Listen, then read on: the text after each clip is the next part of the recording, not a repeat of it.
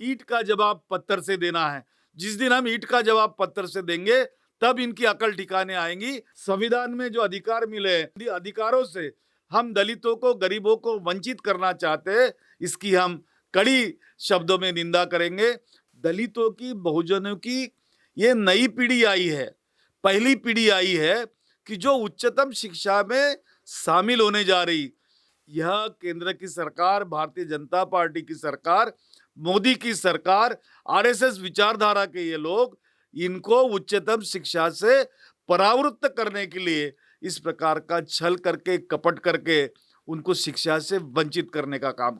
अभी आपने देखा होगा पिछले 20 दिनों से जवाहरलाल नेहरू विश्वविद्यालय के छात्र-छात्राएं सड़कों पर हैं तमाम मांगों के साथ, उन पर लाठियां चलाई जा रही, वाटर कैनन चलाया जा रहा है। क्या इस तरह की दमनात्मक कार्रवाई पर विपक्ष होने के नाते आप किसी तरह की रियायत और रोक लगाने की कुछ मांग कर सकते हैं? पहली बात तो यह है कि जो गरीब छात्र है या दलित छात्र है या बहुजन समाज का छात्र है, वो सरकारी विश्वविद्यालयों में शिक्षा लेने के लिए, उच्चतम शिक्षा लेने के लिए तभी आता है जहां उसे रियायत मिलती है। क्योंकि वो तो गरीब घर से आता है, उसके पास पैसा नहीं होता, उसके पास साधन सामग्री नहीं होती, इसलिए वो विश्वविद्यालयों में, सरकारी विश्वविद्यालयों में पढ़ाई करने आता है, उसको स्कॉलरशिप मिलती है। इन्होंने अगर शिक्षा वृद्धि अगर की है, उसमें फीस में अगर वृद्धि की है, बढ़ोतरी की है, तो इन्होंने उनकी स्कॉलरशिप में भी बढ़ोतरी करनी चाहिए थी। जो महंगाई का दर होता है, वो महंगाई के दर के रेशो में उनकी स्कॉलरशिप बढ़ाते, तो मैं समझता हूँ कि कुछ कर किया है। लेकिन जिस प्रकार से उन्होंने हॉस्टल का चार्ज, बिजली का चार्ज, सर्विस टैक्स, ये तमाम बातें जो लगाई है, एक प्रकार से एक व्यापारी के रूप में विश्वविद्यालय में ने वो काम करने की कोशिश की जो 5 स्टार और 7 स्टार होटलों में किया जाता है। यहाँ जो हॉस्टल है, ये 5 स्टार 7 स्टार नहीं है, और यहाँ कोई मौज मस्ती करने के लिए कोई भी विद्यार्थी या छात्र आता नहीं है, तो उच्चतम शिक्षा पाने के लिए आता है। दलितों की, बहुजनों की ये नई पीढ़ी आई है, पहली पीढ़ी आई है कि जो उच्चतम शिक्षा में शामिल होने जा रही। यह केंद्र की सरकार, भारतीय जनता पार्टी की सरकार, मोदी की सरकार, आरएसएस विचारधारा के ये लोग, इनको उच्चतम शिक्षा से परावृत्त करने के लिए इस प्रकार का छल करके, कपट करके उनको शिक्षा से वंचित करने का काम कर रहे बिल्कुल, हैं। आखिर में क्योंकि सवाल रामदेव का नहीं है, सवाल भाजपा की सरकार का नहीं है।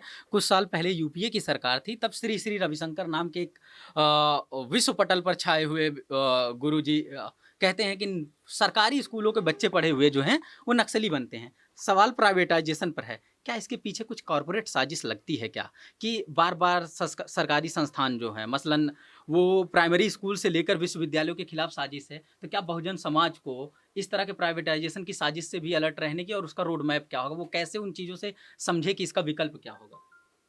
देखिए, जब गरीब का बच्चा अंग्रेजी पढ़ने लगता है या दलित बच्चा ये अंग्रेजी पढ़ने की कोशिश करता है, तब इस देश में कुछ प्रवृत्ति के लोग ऐसे हैं कि वो कहते हैं कि हमारी भाषा में पढ़ाई करनी चाहिए, अंग्रेजी में नहीं पढ़ना चाहिए। और जब जो लोग जिस प्रकार के प्राइवेट स्कूलों से आते हैं या प्राइवेट जिनकी इंस्टीट्यूशंस होती है, उनको जब लगता है कि ये हमारी इंस्टीट्यूशन में ये भीड़ आ जाएगी तो हमारा मुनाफा होगा, तब वो इस प्रकार की पाबंदियां लाने की कोशिश करते हैं। मुझे पता नहीं श्री श्री जी ने क्या कहा, लेकिन जो चीजें इस देश के अंदर हो रही है, इस देश का गरीब, इस देश का दलित, इसको शिक्षा से वंचित करने का काम, इसको रोजगार से वंचित करने का काम, इसको आईएएस आईपीएस बनने से रोकने का काम बड़े पैमाने पे किया जा रहा है। और वे केंद्र सरकार के मातहत, उनके कहने पर ये सब यहाँ रचा जा रहा है।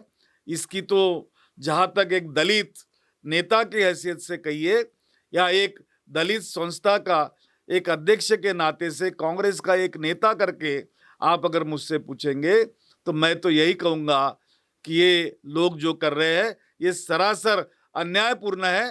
ये दलितों की प्रगति को रोकना चाहते हैं। संविधान में जो अधिकार मिले हैं, वो अधिकारों से हम दलितों को, गरीबों को वंचित करना चाहते हैं, इसकी हम कड़ी शब्दों में निंदा करेंगे। मुझे कुछ छात्र इसके पहले जेएनयू के 15 दिन पहले मिलने आए थे। उन्होंने जब मेरे सामने ये बात रखी, मैंने उनको कहा कि हमने ईंट का जवाब पत्थर से देना है। जिस दिन हम ईंट का जवाब पत्थर से देंगे, तब इनकी अकल ठिकाने आएंगी, और उन्होंने जो किया है उसका मैं समर्थन करता हूँ।